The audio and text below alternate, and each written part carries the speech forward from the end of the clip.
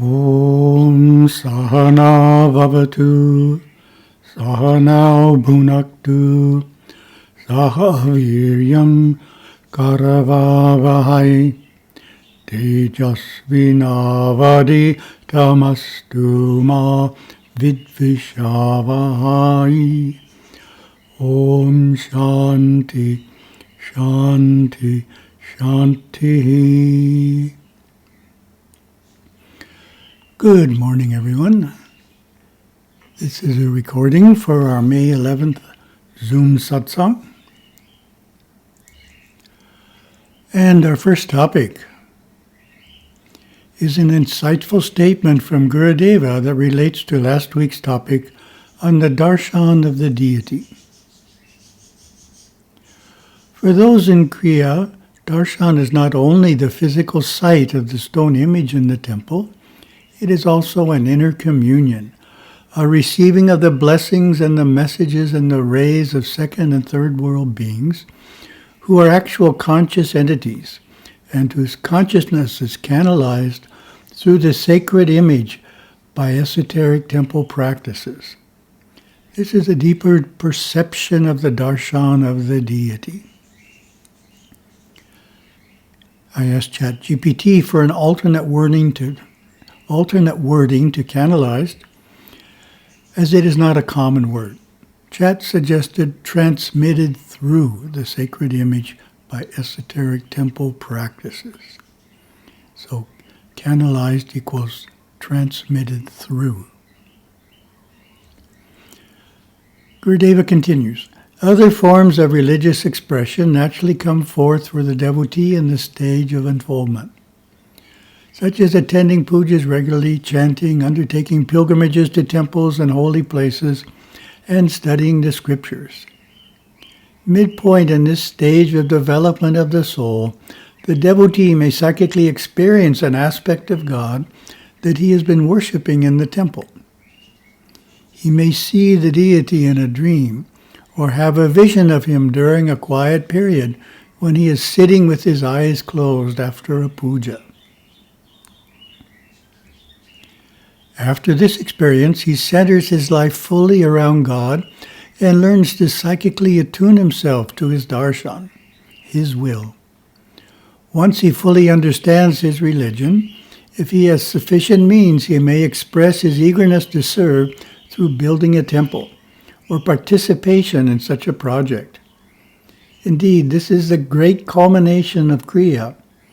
It is through the devotees in the Kriya or Bhakti Yoga stage of the unfoldment of the soul that we have all over the world today magnificent Hindu temples built by people who have performed well, who have controlled their thoughts and actions, who have understood the laws of karma and the penalties of wrong action. They have avoided wrong action not out of fear, but because they have evolved into performing right action. Having released themselves from the dense fog of the instinctive mind, they can now build temples of great beauty, which reflect the beauties they have discovered within themselves in their personal communion with God, who to them is not an awesome master who might punish and discipline, but a loving Father. So that's the end of our quote from Gurudeva on darshan of the deity. Really insightful, wonderful material there that you don't find anywhere else. Moving on here, this is a list I created of 10 practical suggestions to help devotees obtain maximum blessing from visits to the temple. To best feel and be benefited by the Shakti of the deity.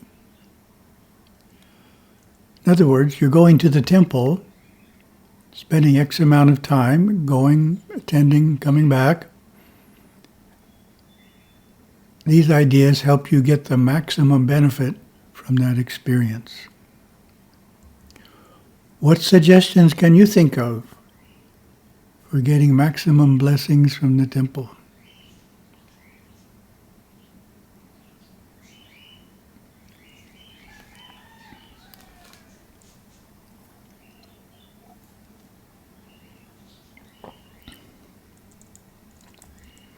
The first suggestion: attend a puja at the temple at least once a week. This allows us to experience the blessings of God and the gods on a regular basis and helps keep us pure as well as strong in our religious commitments. Second suggestion: have special traditional Hindu clothing that you only wear to the temple. Simply wearing this elegant attire helps put you in a religious mood. Of course, the children should also have their own traditional outfits for the temple. Third suggestion: make your travel to the temple a religious time. Don't allow yourself to focus on problems at home, work, or school. Don't think or talk about politics or business. Instead, play religious music, bhajans, or Sanskrit chanting on the car's audio system. Tell the children uplifting stories. This centers the family and helps them arrive at the temple in a religious frame of mind, making everyone more attentive to the sacred ceremonies. Fourth suggestion: bring an offering. Ideally, bring a garland or even a single flower or fresh fruit for each shrine at which you are going to worship. Each act of giving opens you to the blessings of the deity. When we give first, we increase our receptivity. Therefore, never visit the temple empty-handed. Fifth suggestion: put as much time and prana into the offering as possible. Prana is the energy that exudes from your hands. Buying a garland at the store is good, but making it with your own hands is even better. When the garland charged with your prana is placed on the deity, it is as if you had touched the deity. This creates a closeness. It is as if you had walked into the sanctum and given the deity a hug, which of course no one is allowed to do. Sixth suggestion: during the puja, keep focused on the murti and the priest chanting. Pay attention. Don't let the mind wander. When singing bhajans, keep focused on the meaning of the words. Even if you don't know the meaning of every word, it is good to have a general idea of what the priest is chanting and what the bhajan means. Seventh suggestion: after the puja, don't rush away. Rather, sit. Meditate a while and bask in the Shakti, the blessings radiating out through the murti to the devotees. If one of your spiritual disciplines is to perform japa, this is also an excellent time for your mantra chanting. Lots of rings there. Eighth suggestion: you can bring some of the religious atmosphere of the temple home with you by simply lighting an oil lamp in your shrine room when you return from the temple. This sacred act brings devas who are at the temple right into the home shrine room where, from the inner world, they can bless all family members and strengthen the religious force field of the home. This is one of my Guru's special insights into the mysticism of temple worship. Or you don't find that suggestion anywhere else. Ninth suggestion: the Shakti of the deity is stronger on some days than others. Tending the temple on the strong days is helpful in attuning oneself to the Shakti. For example, there is a stronger Shakti on yearly festival days such as Ganesha Chaturthi for Lord Ganesha. These days are determined by the ancient science of astrology, maximized for their spiritual energies. 10th suggestion: taking a vrata, a vow, for a festival is helpful in intensifying your worship. Typical vrata is to fast during the day, attend the temple festival ceremonies in the evening, and only afterwards have a meal.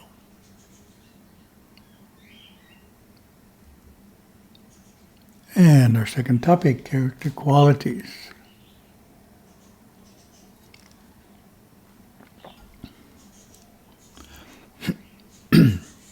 From our character building workbook. Reliability is the 47th character quality. How would you define reliability?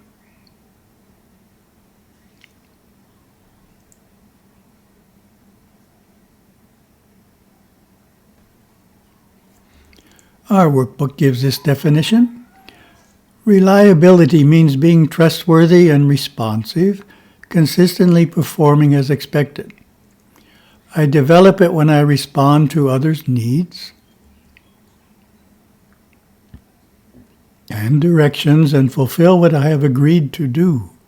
The opposite is unreliability. And from Gurudeva, it is necessary for spiritual unfoldment on the path to enlightenment to live among others. Be loyal, faithful, not promiscuous, to settle down and establish a cooperative routine of community life. Living among others, even having roommates who think, believe, and have adopted the same spiritual religious disciplines, grants the burden of good conduct, prompt resolution of problems, and an abundance of sharing, giving, and caring during the trials and happinesses that naturally arise in living with others. And reflection. Take a moment to identify a few ways in which you could improve in reliability.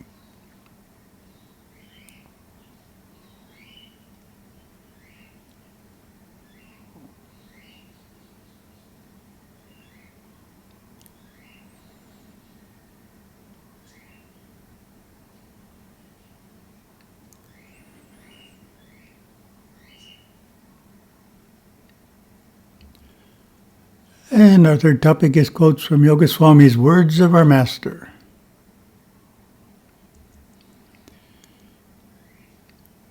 You and I are one. Eternal bliss is already acquired. What does that mean to you?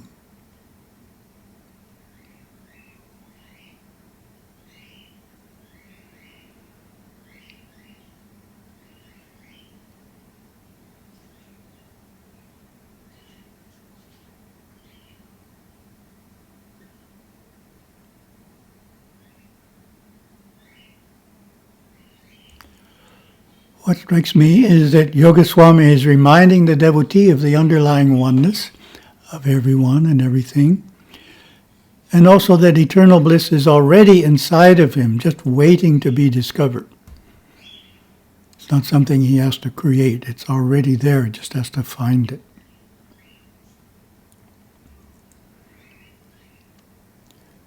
Next quote. It must come from within. Don't rely on book knowledge. Trust the self alone. What does that mean to you?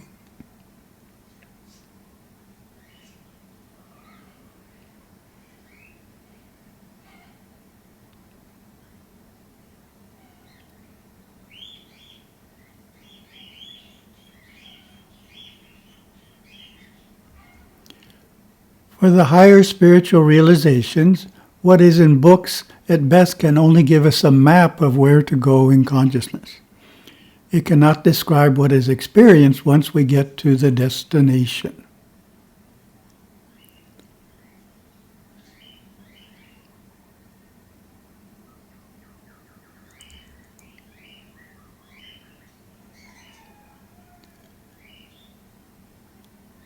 And we have a slide left over from previously that I haven't removed yet. It's a charming picture. Have to remove it next time.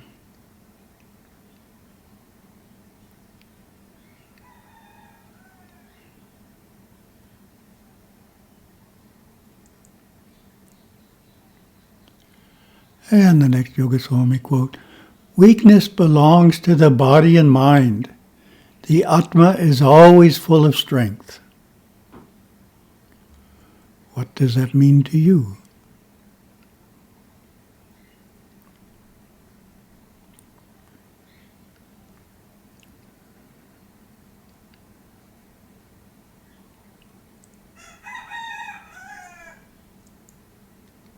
Thank you, Rooster.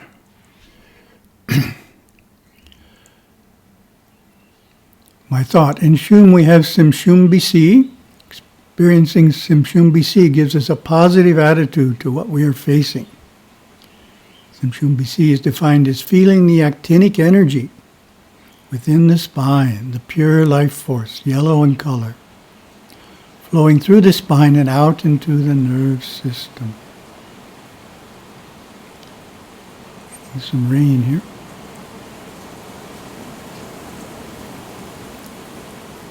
Pointing to his body, this is the car.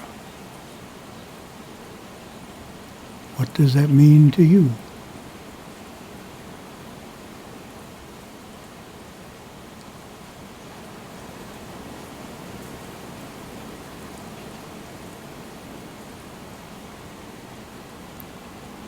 My thought, just as a car takes a person from one place to another, so does the body take the soul from one place to another.